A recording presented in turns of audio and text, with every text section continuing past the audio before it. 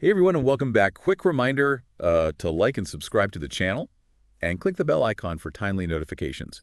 You won't want to miss our deep dives into fascinating topics, Absolutely. especially if you're prepping for those big government exams like RBI, SEBI, NABARD, or even the UPSC. Definitely, staying informed is key. And today's topic is particularly relevant. We're diving into India's digital payment landscape, Oh. specifically a recent press release from the Ministry of Finance about UPI, the Unified Payments Interface. UPI. Think of it as your daily explainer, straight from the December 1st, 2024 PIB. What's fascinating here is that UPI is becoming more than just a way to pay. It's a reflection of how India is reshaping its economic landscape. Okay, let's unpack this. The press release throws out some mind-blowing numbers. Over 16 billion transactions in October 2024 alone. Wow. And we're not talking small amounts here. The total value was 23.49 lakh crores. For those unfamiliar with the Indian numbering system, that translates to trillions in the international system. We're talking serious economic activity happening through UPI. That's a 45% jump from the same time last year. This kind of explosive growth really highlights how quickly India is moving towards a cashless economy.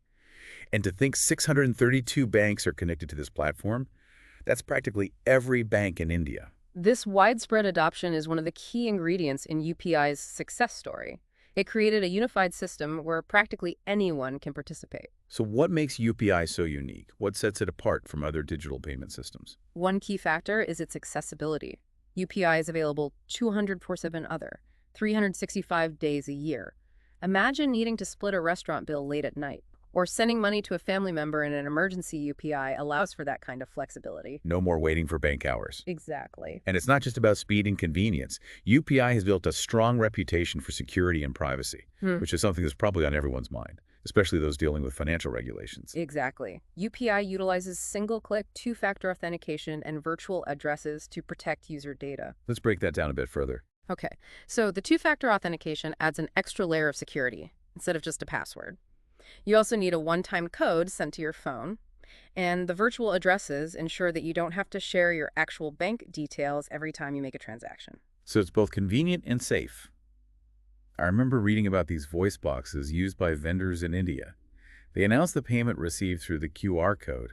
What seemed like a small addition actually played a big role in building trust, especially among small merchants who might have been hesitant about digital payments. It's a great example of how UPI addressed a key psychological barrier. Sometimes it's not just about the technology, but also about how people perceive and interact with it. Right. This is particularly relevant for those of you studying behavioral economics or financial inclusion. And then there's the freedom of choice UPI offers.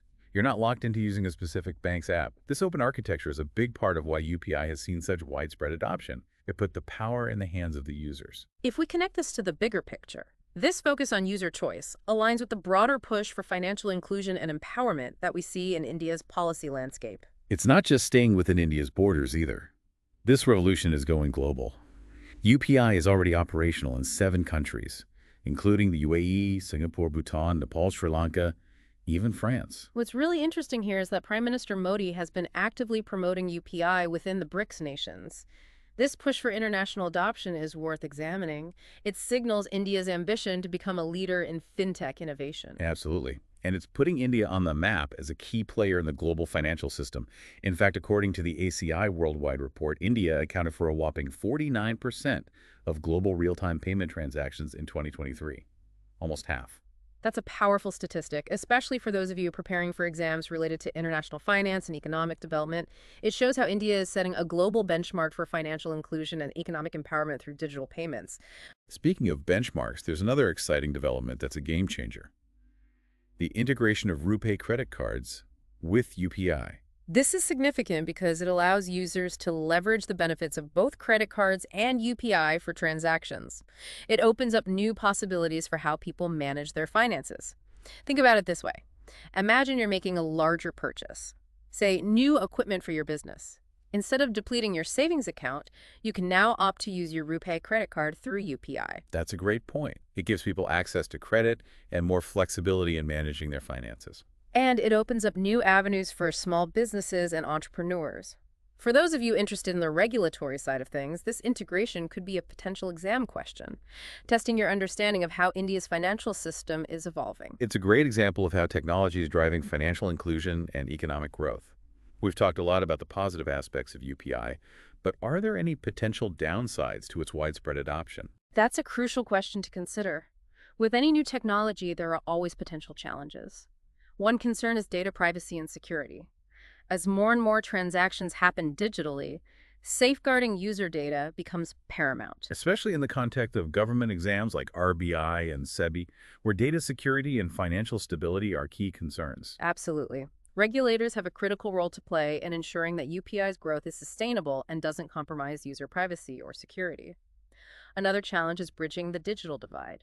While UPIs has made significant strides in reaching rural areas, there's still a segment of the population that lacks access to smartphones or the digital literacy skills needed to use UPI effectively. So while UPI is a powerful tool for financial inclusion, we need to ensure that it doesn't inadvertently exclude those who are already marginalized. Exactly. It's about finding ways to make the technology accessible to everyone, regardless of their location, socioeconomic background, or technological proficiency. These challenges highlight the need for a multifaceted approach. It's not just about developing the technology, but also about educating users, building trust, and ensuring equitable access. And for those of you preparing for the UPSC, this intersection of technology, society, and policy is a key area to focus on.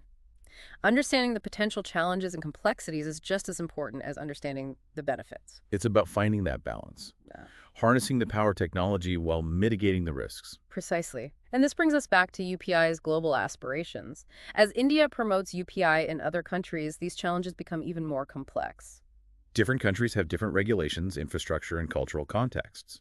So what works seamlessly in India might require adaptations and considerations elsewhere. This is where understanding global financial systems and development economics becomes crucial. For instance, some countries might have a stronger reliance on cash or different levels of technological penetration. Adapting UPI to those contexts would require careful planning and collaboration.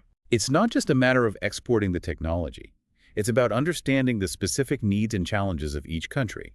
It's fascinating to think about how a system developed in India could potentially reshape the global financial landscape. And that's what makes studying these topics so engaging. It's not just about memorizing facts. It's about understanding the interconnectedness of technology, policy, and society.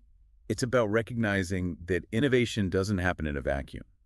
It's influenced by, and in turn influences the world around it. So as we continue to explore UPI's journey, it's important to keep these broader perspectives in mind. Absolutely. It's about seeing UPI not just as a payment system, but as a catalyst for change, both within India and potentially on a global scale. It's a reminder that we're not just observers of these changes, but also participants in shaping the future of finance. And that brings us back to our listeners. What are some key takeaways you'd like them to remember, especially those preparing for government exams? Firstly, UPI isn't just a technological innovation.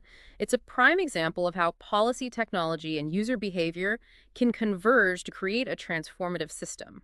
It's a testament to India's commitment to financial inclusion and its potential to become a global leader in fintech. Secondly, while UPI has many strengths, it's crucial to understand its potential challenges. Data privacy, security, bridging the digital divide. These are all issues that policymakers and regulators are actively grappling with. Knowing these challenges is just as important as understanding UPI's successes. And finally, UPI's journey is far from over. Its expansion within India and its global aspirations present exciting opportunities as well as complex challenges. This is where your understanding of economics, international relations, and technology will come into play. It's about connecting the dots, analyzing trends, and developing a nuanced perspective on the evolving landscape of digital finance. And remember, as future policymakers and regulators, you'll have a role to play in shaping this landscape. So stay curious, keep learning, and be prepared to tackle the challenges and opportunities that lie ahead. We hope this deep dive into India's digital payments revolution has given you valuable insights and sparked your curiosity to delve deeper. If you enjoyed this episode and found it helpful, be sure to share it with your friends, especially those who are also preparing for government exams. And if you want more insightful deep dives into the topics that matter, don't forget to like and subscribe to our channel. Hit that notification bell so you never miss an episode. Thanks for joining us on the deep dive. Until next time, keep exploring, keep questioning, and keep learning.